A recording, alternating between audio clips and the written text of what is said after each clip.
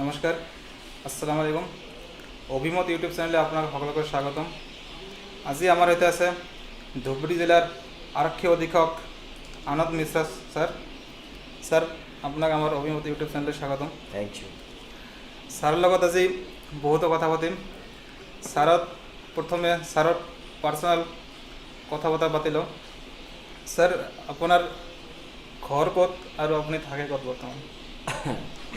আমি অৰিজিনালি বিহাৰেৰ হওঁ, বিহাৰেৰ ভোজপুৰ জেলাৰ হওঁ, কিন্তু আমি মোৰ জন্ম আৰু ডাঙৰ হৈছোঁ কলকাতাত। মোৰ দেউতা তাত হিন্দুস্তান মোটৰ্ছ কোম্পানীত ইঞ্জিনিয়াৰ আছিলে, সেইকাৰণে তাৰপিছত মোৰ পঢ়াই লিখাই তাতে হ'ল। আৰু তাৰপিছত আমি ৱেষ্ট বেংগলৰ চিভিল ছাৰ্ভিচত আছিলোঁ ফ্ৰম 2005 to 11। তাৰপিছত আমি IPS জইন কৰাৰ পিছত ট্ৰেইনিঙৰ চব পিছত I was in Meghalaya from 2013 to 2017। আৰু 17ৰ পিছত মই অসমত আছোঁ। স্যাৰ, আপোনাৰ জন্ম কেতিয়া হৈছিল স্যাৰ? জন্ম আমাৰ 1 জুন 1981। স্যাৰ, আপোনাৰ হবি কি? হবি বহুত হবি আছে মোৰ, like there is unending hobbies almost. মানে টু ষ্টাৰ্ট উইথ আমি হবিজ ক'লে লাইক আজিৰ ডেটত হবিজ যদি আমি কওঁ তো I am liking playing guitar. Guitar বজাব ভাল লাগে মোৰ। আৰু মাজত I even write some poetry if possible। और इसके अलावा like I go on biking. I have a passion for riding. तो हॉबी কোৱাটো ঠিক নহ'ব, ইটছ আ पैशन फॉर राइडिंग। স্যাৰ, আজিকালি অসমৰ মানুহে বহুত চৰ্চিত হৈ আছে স্যাৰ, আপুনি যে গান কৰি ভাল পায়। গান কৰি ভাল পাওঁ মানে নিজৰ কাৰণে অলপ চলপ কেতিয়া কৰিলোঁ, but it always have to have a guitar. এটা গিটাৰ থাকিব লাগে, সেইকাৰণে you cannot ask me to sing now. Thank you sir. So sir, আপুনি IPS অফিচাৰ কিমান চনত আছিল স্যাৰ? 2010ৰ পৰীক্ষাত 2011ৰ বেচ মই 2011। সৰু থাকোঁতে IPS হ'ম বুলি ভাবিছিলে নে কিবা আপোনাৰ কোনে উপদেশ দিছিলে? 2008 I decided I'll become an IPS officer। Sir, তাৰ আগতে কিবা জব কৰিছিলে? ক্লাছ 8 আমি ক্লাছ 8ত এইটো আমি ডিচাইড কৰিলোঁ কি I'll become an IPS officer। Sir, আপুনি কাৰ ইনস্পিৰেশ্যন লৈ, মানে কাক দেখি IPS হ'ম বুলি? ইনস্পিৰেশন কোৱাত মানে মোৰ একটা সৰুবেলা ফালে পৰাই আমাৰ একটা অ্যাটিটিউড হয়, মানুহৰ একটা এপ্টিটিউড হয় কোনো কামৰ লৈ। তো মই পুলিচ সবসময় ভাল লাগিছে, বাট লাইক বহুত সৰু আছিলে। তো in fact I had seen a constable of police একাডেমিটো, বহুত সৰু আছিলোঁ, মেবি ক্লাছ 3-4ত হয়তো I don't remember. But that one constable of police had inspired me a lot. কি the persona of that policemen. তো আমি স্কুল যোৱাৰ সময় তাক চাইছোঁ, তো পুলিচ হ'ম সেইটো ভাবিছিলোঁ। পুলিচ য়েছ, বাট পুলিচত কি হ'ম সেইটোতো গম পোৱা নাই, বা এপ্টিটিউড এনেকৈ ডেভেলপ হৈছে। বাট যেতিয়া ক্লাছ 8ত আহিছোঁ then it all crystallized. Sir, as a IPS officer আপুনি মানে কোনবিলাক কাম কৰি বেছি ভাল লাগে আৰু কোনবিলাক বেয়া লাগে? বেয়াটো একো নালাগে কাম। এজ IPS অফিচাৰ কামটো বহুত থাকে, আমাৰ বহুত ডাইভাৰ্চিফাইড কাম হয়। কিন্তু মই জেনেৰেলি এনেকুৱা কাম কৰিব ভাল পাওঁ যিটো ফিল্ড অৰিয়েণ্টেড হয়, বাহিৰত হয়, মানুহ লগত যাত আমি মানে মিট কৰিব পাৰোঁ। যেতিয়া মই মানুহৰ লগত 1-to-1 আমাৰ I am able to deal with them, তো এনেকুৱা কাম মোৰ বেছি ভাল লাগে, যে কামত অলপ ফিল্ড কণ্টেণ্টটো বেছি থাকে। স্যার, এতিয়া মানে ফিউচাৰ জেনেৰেশ্যনৰ ষ্টুডেণ্টৰ কাৰণে স্যাৰ আপুনি কি ক'ব যে IPS অফিচাৰ হ'বলৈ কি মানে কণ্টেণ্ট লাগিব সিহঁতক মানে আগবাঢ়ি যাবলৈ? যিকোনো মানুহ যদি IPS অফিচাৰ হ'ব বিচাৰে তো প্ৰথমটো ডিচাইডেবল।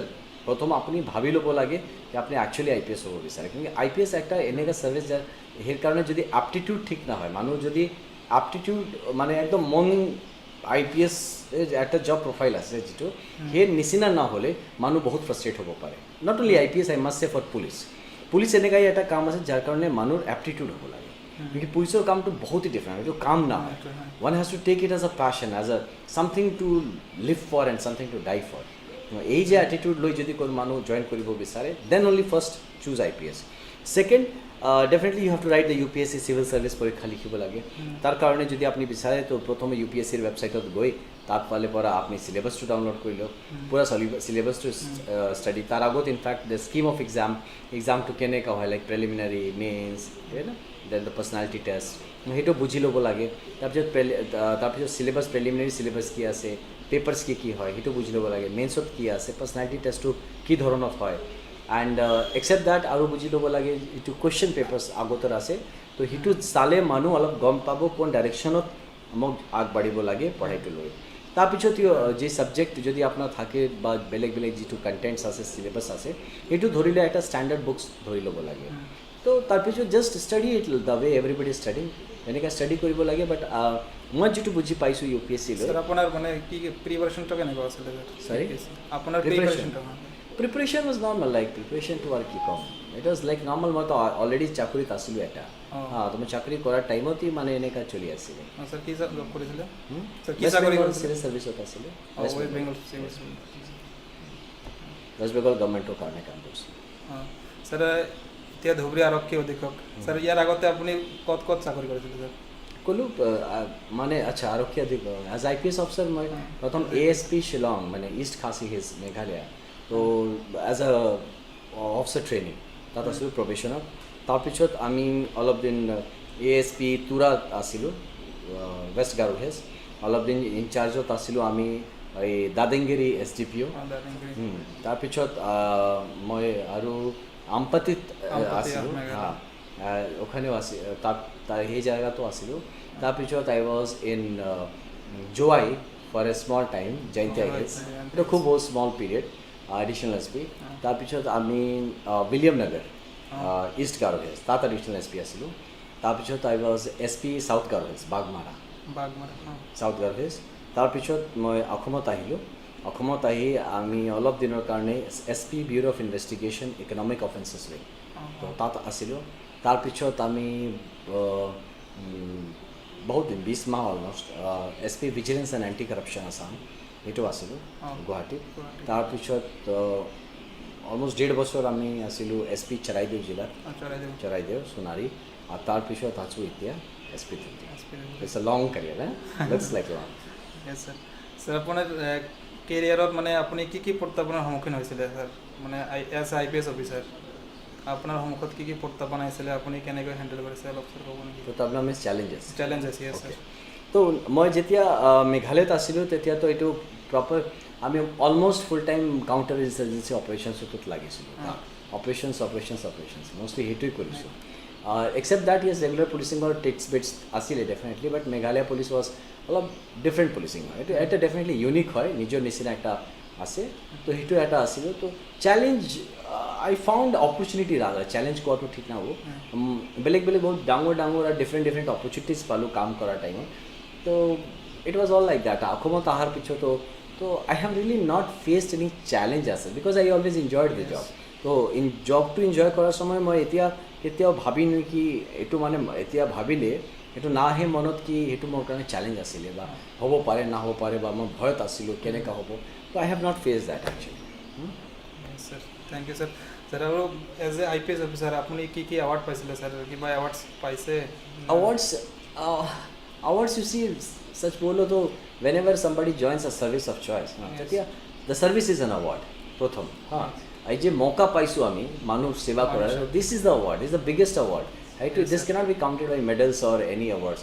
But still, yes, more government and more seniors have been very kind to have bestowed many appreciations, Yes. Commendations. So, it's a paisu. Tarpichot, moi like for I have also got the police medal for gallantry. To Birtar Kaune Puruskar hoy.